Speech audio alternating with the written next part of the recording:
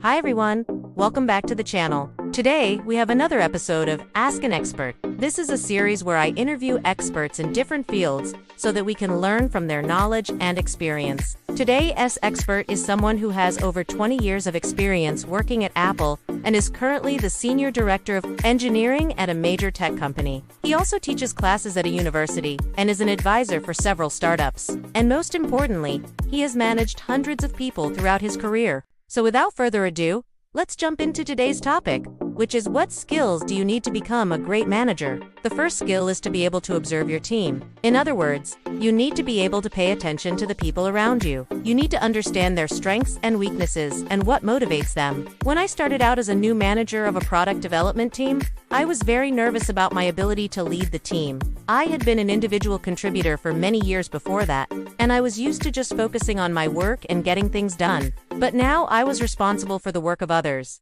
And I wanted to make sure that I was doing everything I could to help them succeed. I knew that each person on my team had unique strengths and abilities, and I wanted to find ways to utilize them. So I spent some time observing each person and trying to figure out what they were really good at. I also tried to understand what motivated them and what made them happy in their work. Once I had a better understanding of each person on my team, I was able to assign tasks and projects accordingly. I was also able to provide feedback and coaching in a way that was specific to each person and that helped them grow and develop. This not only helped me to be a better manager, but it also helped me to build stronger relationships with the people on my team. It's important to note that this is an ongoing process. As people change and grow, so will their strengths and weaknesses, so it's important to continue to observe and adjust accordingly. Overall, being a good observer is an important skill for any manager to have. By paying attention to your team and understanding what makes them tick, you'll be able to get the most out of them and help them succeed. The second skill is to know how to delegate. It's a common mistake for new managers to try to do everything themselves. They think that they're really the only ones who can get it done right, or that it'll be easier for them to just do it themselves than to delegate. But this is rarely the case. Delegation is an essential part of being a good manager. By learning how to delegate effectively, you'll be able to free up your time to focus on more important tasks and help your team grow. When you first start managing people, it can be tempting to try to control everything. After all, you're responsible for the success of your team, so it makes sense that you would want to have as much control as possible. However, this approach is doomed to failure.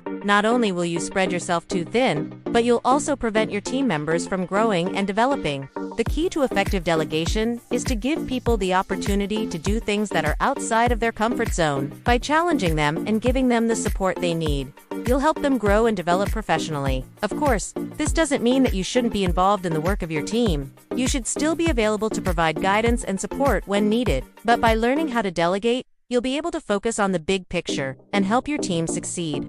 Next skill is to have technical proficiency. Most managers think that they need to be experts in every area of their team's work.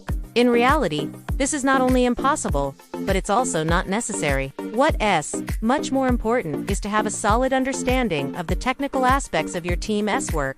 This will allow you to make informed decisions and be a trusted advisor to your team. For example, if you're managing a software development team, you don't need to be able to code yourself, but you should have a good understanding of software development methodologies and best practices. You should also be familiar with the tools and technologies that your team uses. This will allow you to have meaningful conversations with your team about the work they're doing and make informed decisions about how to allocate resources. In addition, having technical proficiency will help you to build credibility with your team. They'll see you as someone who understands the challenges they face and is able to provide valuable insights and guidance. So, if you're a manager, don't feel like you need to be an expert in everything.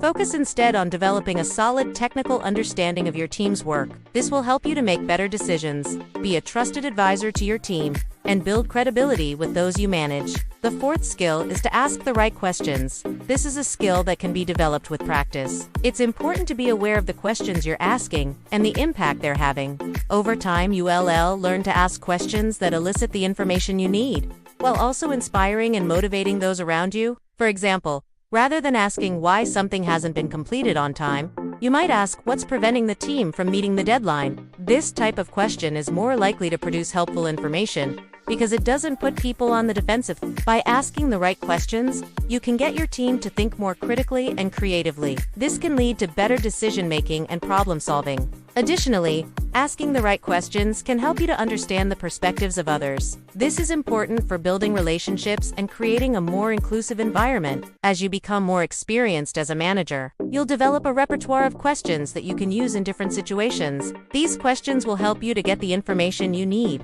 while also inspiring and motivating those around you. The fifth skill is to recognize and reward good performance. When you have people working for you, it's important to take the time to recognize and reward good performance. This doesn't have to be expensive or difficult. A simple verbal thank you can go a long way. Recognizing good performance shows employees that you're paying attention and that you appreciate their hard work. It also motivates them to continue performing at a high level. There are a few different ways that you can recognize and reward good performance.